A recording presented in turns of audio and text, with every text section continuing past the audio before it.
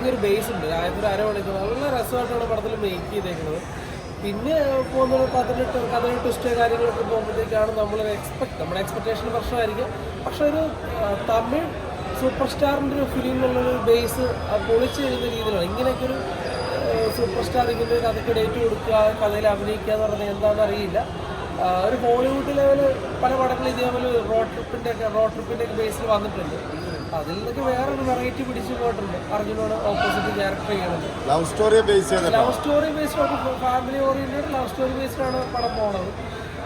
പക്കാ മാസമല്ല. അപ്പോൾ എന്നാൽ ആദ്യത്തെ മാസം ലൊക്കേഷൻസൊക്കെ ഉള്ള നമ്മൾ 8 ബേസിലൊക്കെയാണ് ലൊക്കേഷൻസ് ഒക്കെ ബേസിലായിരിക്കും പോകുന്നത്. പ്ലേസ് ചെയ്യാൻ ഓർക്കുന്നില്ല. കൊള്ളാം. ഭയങ്കര സ്ലോ ഫേസ്ഡാണ്. പക്ഷേ രസമുണ്ടോയെന്ന് ചോദിച്ചാൽ രസമുണ്ട്. നമ്മളൊരു എക്സ്പെക്ട് ചെയ്യുന്നതിൻ്റെ പ്രശ്നമായിരിക്കുക. അതൊരു മാസ് മസാല അല്ല. എന്നാലും അജിത്തും എന്താ പറയുക തൃഷയായിട്ടുള്ള കോമ്പിനേഷൻ നല്ല രസമുണ്ട്. തൃഷ ഇപ്പോഴും ഒരു എന്താ പറയുക ഒരു 25-30 ആ റേഞ്ചിൽ നമ്മൾ അന്ന് കണ്ടിരിക്കുന്ന അതേ തൃഷ തന്നെയാണ് ഇപ്പോഴും. അത് പുള്ളിക്കാരുടെ അഭിനയത്തിലൊക്കെ നല്ല രീതിയിൽ എഫക്റ്റ് ചെയ്യുന്നുണ്ട്. പിന്നെ അർജുനാണ് ഓപ്പോസിറ്റ് ക്യാരക്ടർ ചെയ്യണത്. അർജുൻ്റെ ആയിട്ടുള്ള പെർഫോമൻസ് ഓഫ് കോഴ്സ് നമുക്ക് അറിയാവുന്നതാണ്. അപ്പോൾ ഇവർ തമ്മിൽ വരുന്ന സ്റ്റണ്ട് കൊറിയോഗ്രാഫിയൊക്കെ നല്ല രസമായിട്ട് ചെയ്തിട്ടുണ്ട്. അതുകൊണ്ട് വൺ ടൈം വാച്ചിങ് ഒരു ആവറേജ് സിനിമയാണ് അത്. അജിത്തിന്റെ സിനിമകളിൽ എനിക്ക് ലാസ്റ്റ് ഞാൻ കണ്ട തുനുവാണ്. എനിക്കിത് കണ്ടിട്ട് എനിക്കൊരു ആവറേജ് സിനിമയായിട്ടാണ് തോന്നിയത്. വലിയ മാസ് സിനിമയല്ല, ഒരു നോർമൽ മനുഷ്യനാണ്. അതും ഇതിന്റെ ആക്ഷൻ ചെയ്തേക്കുന്ന തന്നെ ഒരു നോർമലായിട്ടാണ്. ഒരുപാട് വയലൻസ് കാണിച്ച് ബുദ്ധിമുട്ടിക്കുന്നില്ല. അതുപോലെ തന്നെ ഇതിൻ്റെ ഫ്രെയിംസ് ആണെങ്കിലും അതുപോലെ തന്നെ ഒരു ഹോളിവുഡ് ടച്ച് ഇതിലുണ്ട്. ഒരു ഹോളിവുഡ് സിനിമ പാറ്റേൺ യൂസ് ചെയ്തിട്ടുണ്ടെന്നൊക്കെ പറയുന്നുണ്ട്. പക്ഷേ അങ്ങനെയൊന്നുള്ള സിനിമയായിട്ട് എനിക്ക് തോന്നിയിട്ടില്ല. എന്തായാലും നല്ല സിനിമയാണ്. അജിത്തിൻ്റെ കരിയറിൽ നല്ലൊരു സിനിമയായിട്ട് മാറും. ഒരു കണ്ടിരിക്കാം. തൃഷയുണ്ട്, അതുപോലെ തന്നെ അർജുനുണ്ട്. എന്തായാലും ഈ സിനിമ തിയേറ്ററിൽ എക്സ്പീരിയൻസ് തന്നെയാണ്. ഒരു വൺ ടൈം വാച്ചബിളായിട്ടാണ് എനിക്ക് തോന്നിയത്. ഒരു ആവറേജ് സിനിമയാണ്. എന്തായാലും കുടുംബമായിട്ട് നമുക്ക് തിയേറ്ററിൽ വന്നിരുന്ന് കണ്ട് കാണാനുള്ള എക്സ്പീരിയൻസ് എന്തായാലും ഉണ്ടാവും.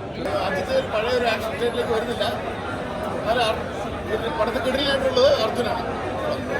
എങ്ങനെയാണ് ഒരു വൺ ടൈം വാച്ച് മൂവി ഒരു എക്സ്പ്രഷൻ വന്നാൽ എനിക്ക് കിട്ടിയിട്ടില്ല. ഒരു റോഡ് മൂവി പടം, അത് ഹോളിവുഡ് സ്റ്റൈലിൽ ഒരു റോഡ് മൂവി സിനിമ ആണ്. അതേ ഉള്ളൂ. അല്ലാതെ വലിയ അനവധരയൊന്നും പറയാനില്ല. ഒരു തമിഴ് മസാലകളെ ഇല്ല. അതിലൊരു road movie cinema. This comment I will tell only ഒരു സമയം നോക്കാം. പക്ഷേ ഈ സമയം ഉണ്ടല്ലോ, ഈ മൂവി ഉണ്ട് തിയേറ്ററിൽ കാണണം. കാരണം ഈ തിയേറ്ററിൽ എക്സ്പീരിയൻസ് ആണ്. പക്ഷേ Arjun, Ajit, Trisha, these three characters should be. There is a no humble story, there is a no lady story, but there is a no event in this movie.